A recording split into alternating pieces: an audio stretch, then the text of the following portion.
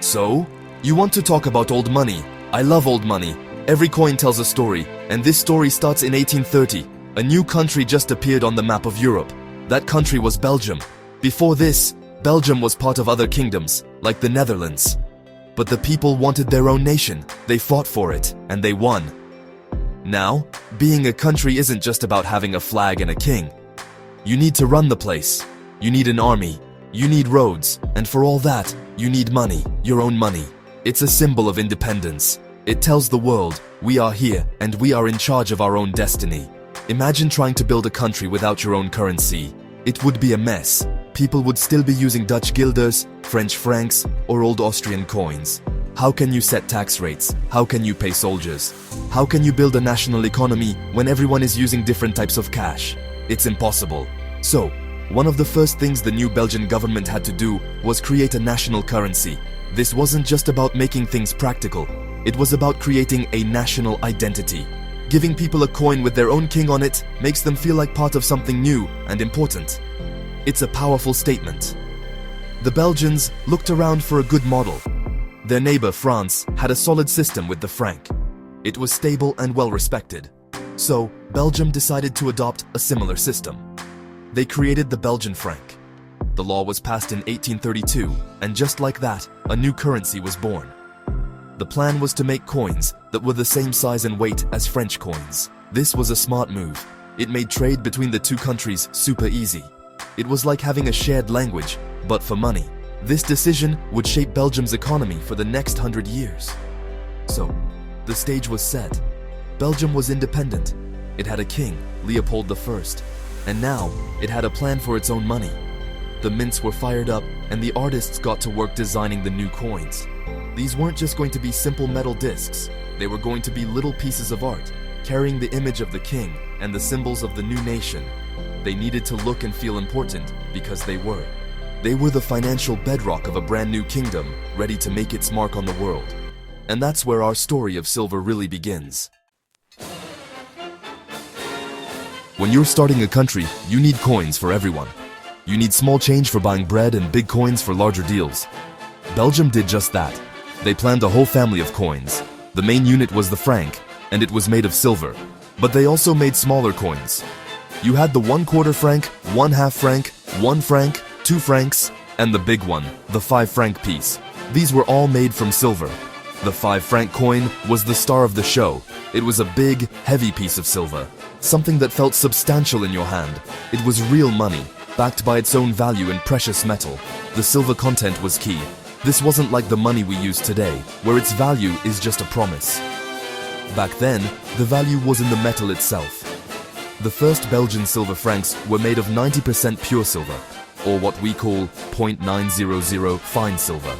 A 5 franc coin contained about 22.5 grams of pure silver. This gave people confidence in the new currency. They weren't just holding a token from the government. They were holding a real, tangible asset. This was crucial for getting the public to accept and trust the new money, especially when the country itself was so young and trying to prove its stability. These coins went straight into circulation and became the lifeblood of the Belgian economy. People used them for everything. A farmer might sell his vegetables at the market and get a handful of 1/2 franc and 1 franc coins. A merchant might use the large 5 franc coins to pay a supplier. These silver pieces were everywhere, jingling in the pockets of ordinary people and stacking up in the vaults of businesses. They were a daily reminder of the new kingdom and its newfound economic independence. Seeing the king's face on your money every day really drives home the idea of a new national identity. Think about the United States during the same time. They were minting silver dollars, half dollars, and quarters. The idea was the same: create a reliable currency based on the intrinsic value of precious metal. The Belgian 5 franc coin was very similar in size and silver content to the American Morgan or Peace silver dollar. People trusted silver. It had been used as money for thousands of years. By choosing silver for their main coins, the Belgians were tapping into a long history of what people considered to be real money. And that was a very smart move for a nation just starting out. Let's talk about the design. A coin is like a tiny billboard for a country.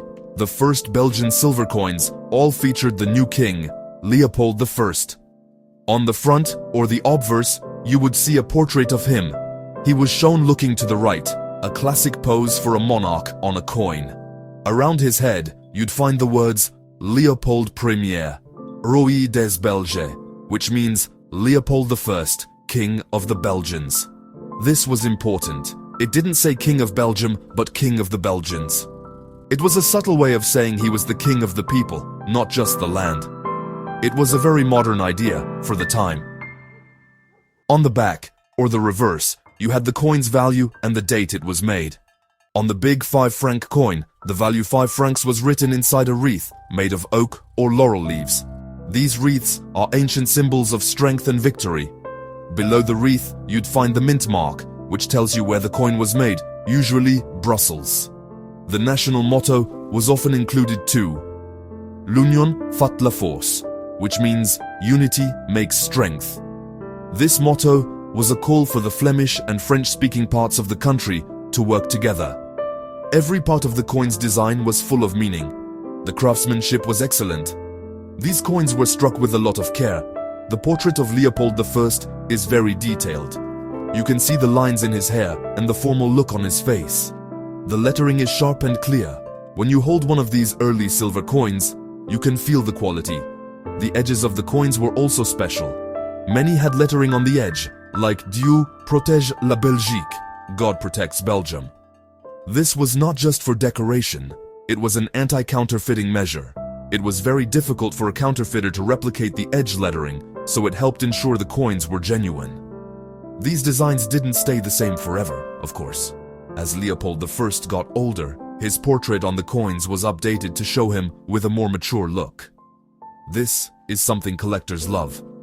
You can line up the coins from different years and see the king age right in front of you. When Leopold II took the throne in 1865, the portrait changed to him. The basic layout of the coin, king on the front, value, and wreath on the back, remained the same for a long time. It created a sense of continuity and tradition, even as the ruler changed. This consistent design helped solidify the francs' identity for decades. Now, here's where things get complicated. Belgium didn't just use silver. Like many countries at the time, including France and the United States, it used a system called Bimetallism. This means the country's currency was backed by both gold and silver. The government set a fixed legal ratio between the two metals. For example, they might say that 15.5 ounces of silver are worth 1 ounce of gold. They minted gold coins, like the 20 franc piece, alongside the silver francs. In theory, this sounds great. You have two precious metals backing your money, making it extra stable. But in practice, it's a total headache. The problem is that the market price of gold and silver is always changing. It goes up and down based on new discoveries, industrial demand, and what other countries are doing. But the government's legal ratio is fixed. So, what happens when the market price of silver drops? Suddenly, the 15.5 to 1 ratio is wrong. Your gold coins are now officially undervalued by the government. People aren't stupid. They will take their silver coins, which are overvalued by the government, and exchange them for the undervalued gold coins. Then they'll melt down the gold or sell it abroad where it's worth more. This is a classic economic problem known as Gresham's Law.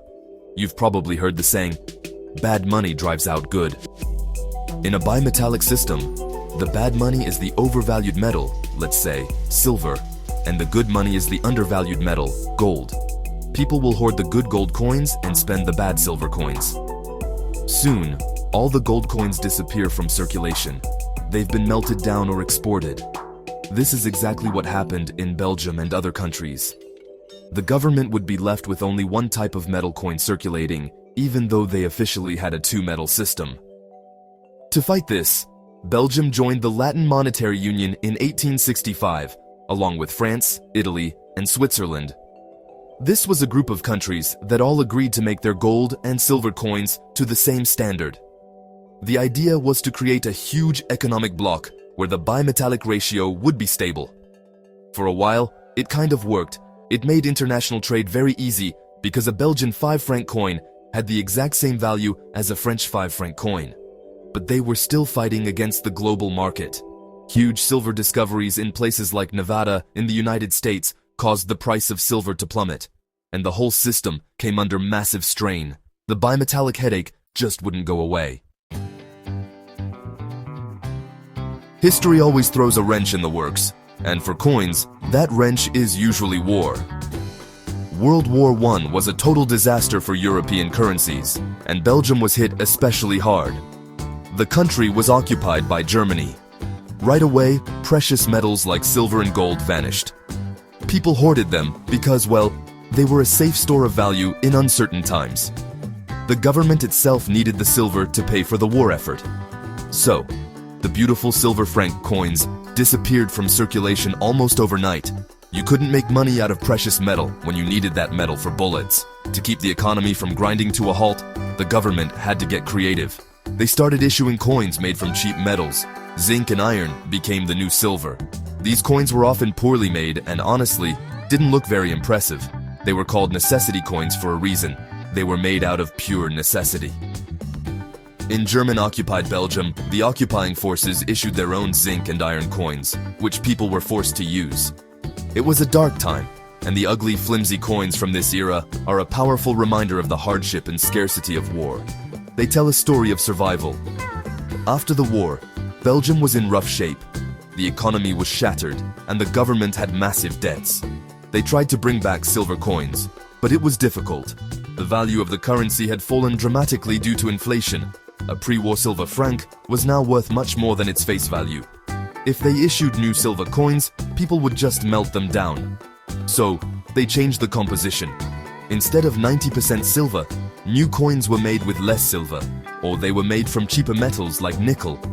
The era of pure silver coinage for everyday transactions was coming to an end. This pattern repeated itself during World War II.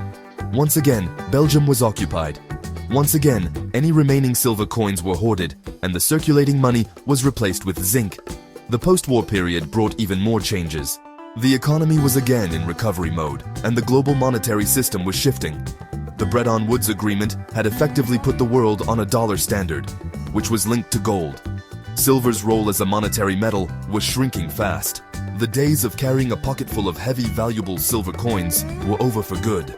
The world was moving towards modern, token coinage. The decades after World War II marked the final goodbye for silver in circulating coins. The world was changing. The price of silver on the open market was rising steadily.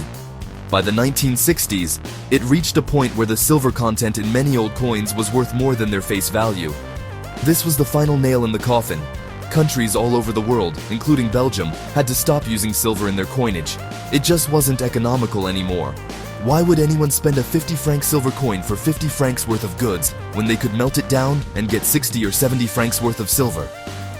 Belgium, like the United States and Canada, began the transition away from silver in the 1960s. The Belgian government authorized new coins made of cupronickel, a mix of copper and nickel. These coins looked silver, but they had no precious metal value. They were purely fiat money. Their value came from the government's guarantee, not from the material they were made of. The last circulating Belgian silver coins were minted in the late 1960s. After that, any silver coins you might find were either special commemorative issues for collectors or old coins that had not yet been taken out of circulation. The public got used to the new coins pretty quickly. They were lighter and cheaper to produce, which was good for the government. For everyday people, as long as a franc could buy a franc's worth of stuff, the metal it was made from didn't really matter for day-to-day transactions. The romance of silver was replaced by the practicality of modern alloys. This was a huge shift in the philosophy of money. For centuries, money was valuable stuff. Now, money was just a symbol of value, a token we all agreed to accept. It was a more abstract concept, but it worked for a modern economy. So, by the 1970s, the silver franc was a thing of the past. You could still find old ones in piggy banks or tucked away in drawers, but they weren't in the cash registers anymore. They had become historical artifacts. This process happened everywhere. The United States stopped using 90% silver in its dimes and quarters after 1964. The United Kingdom had already debased its silver coinage much earlier, after World War I. Canada followed a similar path to the US. The global move away from silver was a sign of the times, an economic necessity in a world of rising metal prices and changing ideas about what money is. The story of Belgian currency doesn't end with the disappearance of silver. The Belgian franc, in its nickel and copper forms, continued to be the nation's money for the rest of the 20th century. The designs changed with the times. King Baudouin appeared on coins for decades, and then King Albert II. The coins evolved, showing modern designs and new compositions. But the biggest change was yet to come. It was a change that would see the franc itself, the symbol of Belgian independence for over 150 years, disappear completely. This was the coming of the euro. In the 1990s, Europe was moving towards greater economic unity. The idea was to create a single, powerful market. A key part of this plan was a single currency, the euro. Belgium was a founding member of the European Union and a strong supporter of the euro project. For a country that had been part of the Latin monetary union in the 19th century, joining a new monetary union was a natural step. On January 1st, 2002, the euro became the official currency of Belgium and 11 other European countries. The Belgian franc was history. The transition was a massive logistical operation. Billions of new euro coins and banknotes had to be distributed, and trillions of old Belgian francs had to be collected and destroyed. For a few weeks, both currencies were accepted in shops, which was a confusing time for everyone. People had to use calculators to convert prices from francs to euros.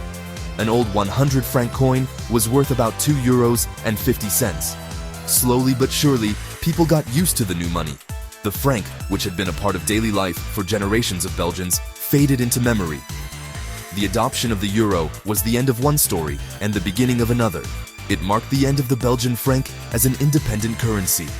The famous motto, "Unity makes strength," took on a new European meaning. While Belgium lost its own national coins, it became part of one of the world's most powerful currency blocks. The euro coins themselves have a common design on one side and a national design on the other, so you can still find a Belgian euro coin with a portrait of the king, but it's now legal tender from Lisbon to Helsinki. It's a completely new chapter in the long history of money in Belgium. So the old silver francs aren't money anymore. Why do people like me get so excited about them? Because they are history you can hold in your hand. Every one of these coins tells a piece of the Belgian story. When I hold a big heavy 5 franc coin from 1832, I'm not just holding 22.5 grams of silver, I'm holding a piece of the Belgian Revolution. I'm holding the ambition and hope of a new nation. It's an artifact from a time when a country was trying to prove itself to the world. That's way cooler than just its melt value. Collectors, or numismatists, as they're properly called, love these coins for many reasons. Some people try to collect one of every date and mint mark. This can be a real challenge, as some years had very low mintage numbers, making those coins incredibly rare and valuable. Others focus on the designs. They might collect the different portraits of Leopold I to see how he aged, or they might look for coins with small errors or variations. These little details are what make the hunt so exciting. Finding a rare variety is like finding treasure. The value of these coins can vary wildly. A common date 1 franc coin in worn condition might only be worth its silver content, maybe a few dollars. But a rare date, like an 1834 5 franc coin in pristine uncirculated condition, could be worth thousands of dollars. The condition, or grade, of the coin is everything. A coin that looks like it just left the mint is always going to be worth more than one that's been worn smooth from being in people's pockets for 100 years. It's all about rarity and preservation. And it's not just about the money. Collecting these coins is a way to connect with the past. It's a hobby that teaches you about economics, politics, art, and metallurgy. When you research a coin, you learn about the king who was on it, the historical events that were happening when it was minted, and the economic pressures that led to its creation. It's a journey through time. That's why people will pay good money for a little piece of silver. They're not just buying a coin, they're buying a story. And here at the shop, we know that stories are worth a lot. The story of Belgium's silver coins isn't unique. It's a local version of a global story that played out in almost every developed nation. Take a look across the Atlantic at the United States. They also started with a bimetallic system of silver and gold. They faced the exact same problems with Gresham's law. When the California gold rush made gold more plentiful, silver coins became undervalued and disappeared. Later, when the Comstock lode flooded the market with silver, gold coins vanished. It was a constant battle, which the US finally ended by unofficially adopting the gold standard. Now, look at the United Kingdom. They had a different approach. Britain was on a gold standard for most of the 19th century. Their silver coins, like the shilling, were token coins. This means the silver in them was worth less than their face value. This clever trick avoided the problems of bimetallism. However, the economic pressures of the world wars forced them to also reduce and then completely remove silver from their coinage, just like Belgium. Their famous silver shilling eventually became a copro-nickel coin. The economic forces were just too powerful to ignore. Canada's story is very similar to its neighbor, the USA. As a dominion of the British Empire, its early currency was a mix of British, American, and other coins. When Canada created its own dollar in 1858, it was aligned with the US dollar and based on gold. But they also minted beautiful silver coins, like the famous silver dollar featuring the Voyageur design. And, just like in Belgium and the US, rising silver prices in the 1960s forced the Royal Canadian Mint to switch from silver to nickel for its circulating coins. The pattern is the same, from precious metal to token coinage. So you see, the journey of the Belgian silver franc, from its proud creation, through the struggles of bimetallism and war, to its eventual replacement by modern metals and the euro, is a perfect case study. It shows how money is never just money. It's tied to national identity, economic reality, and the powerful tides of history. Whether you're looking at a Belgian franc, an American dollar, or a British shilling, the story of silver coinage in the 19th and 20th centuries is a story of a world becoming more complex, more interconnected, and moving away from ancient ideas of value towards the abstract finance of today. It's a fascinating story, and it's all written in silver.